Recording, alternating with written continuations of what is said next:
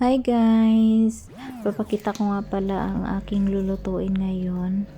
Ako pala ay magluluto ng aking pagkain, kakainin ko. At meron naman kaming kanin dito na niluto ng kasama ko kahapon. So ulam na lang po talaga yung kulang. Ito, nag-prepare pala ako ng lettuce, isang kamatis, at saka dalawang bawang.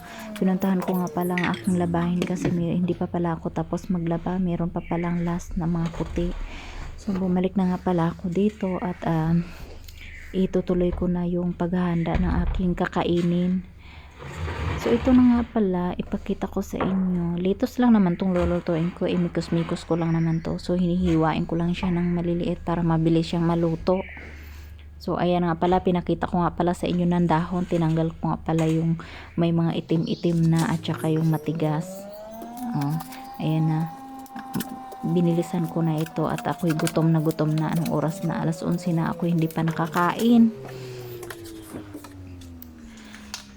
So ito nga pala guys, habang naghihiwa nga pala ako dito at ako pala ay merong inaantay na na tawag kasi nga kahapon pa ako nag-order ng karton, hindi ko nasagot yung tawag kahapon kaya hindi ko nakuha yung order. So ito nga pala, sabi ko kung kaya ba nilang i-deliver ngayong araw, so kaya naman daw. So papunta na nga pala sila, kaya yan, inaabang-abangan ko na yung tawag.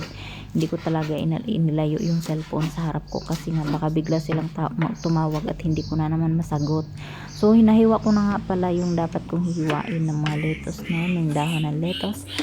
Tsaka ito, hiniwa ko lang naman siya na maliliit para mabilis siyang luto. Paglagay luto agad, so hindi naman kailangan lutuin talaga, half cook lang naman ang pagluluto ko dito kasi lalagyan ko lang siya ng kunting siguro mga 2 piraso na ito sana. So ito nga pala guys, dumating na nga pala ang truck ng Pinas Cargo. Sa Pinas Cargo nga pala ako nagpa-cargo dati, so dito pa rin ako ulit magpapadala ng cargo. Ito nga pala yung nilang truck. At saka ito nga pala guys, hindi ko na pinakita ang lahat kasi na-busy kami sa pag-uusap ni kuya. So ito na, tapos na, tinuloy ko ng aking video kaya kita ko na dito sa loob yung karton. Nag-order nga pala ako ng karton ng isang jumbo at isang medium. So may free sila na maliit. May free din pala silang 2 tip, tsaka may free din silang sako. So ikaw na bahala mag mo, para sa susunod kukunin na lang nila.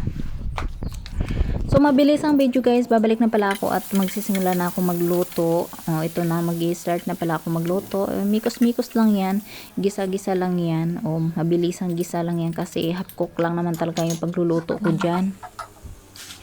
So ayan na nga pala, nilagay ko na yung itlog. At syempre, nilagyan ko na yan ng mga pampalasa.